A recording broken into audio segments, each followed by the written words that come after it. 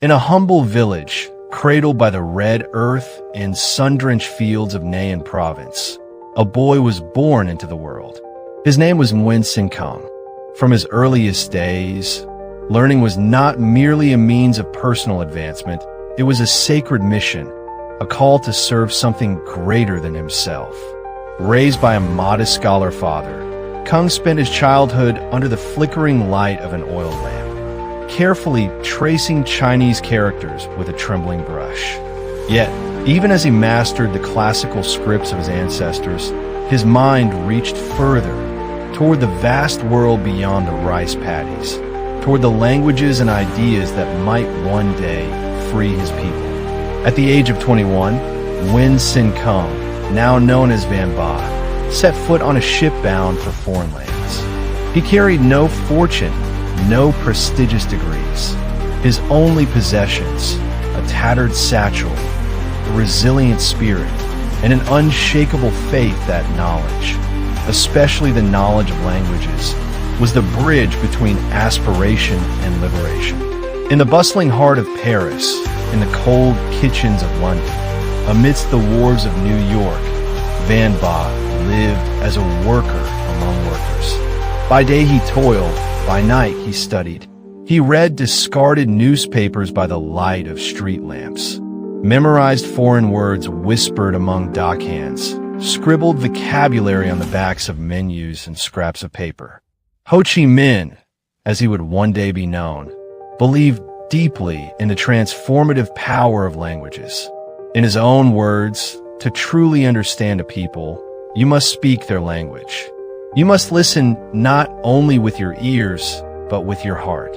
He learned French, English, and other tongues not to boast or belong, but to listen, to argue, to plead the case of a forgotten people before a world that often chose not to hear. For Ho Chi Minh, as he would later be known, language was the breath of diplomacy and revolution alike. With French, he challenged colonial masters in their own tongue.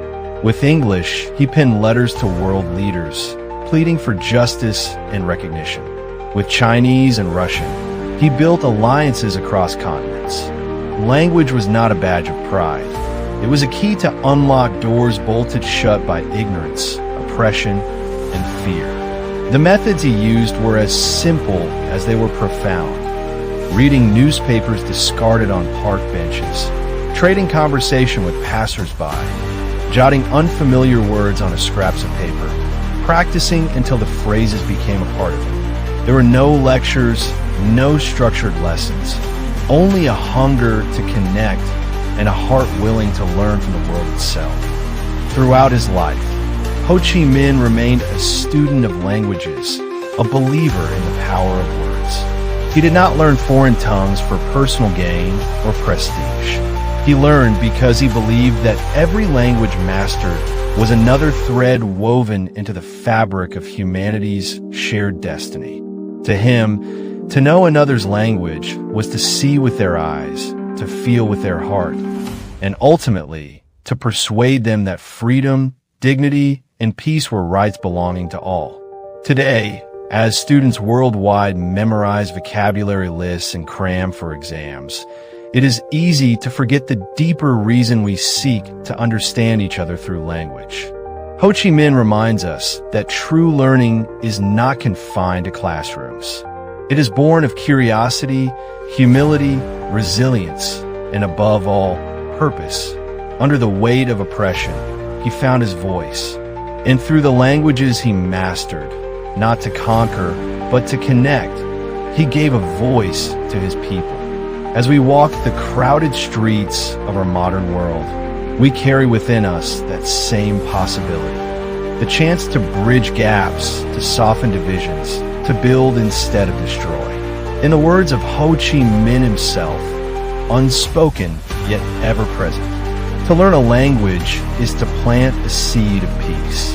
And sometimes, even the smallest seed can change the world.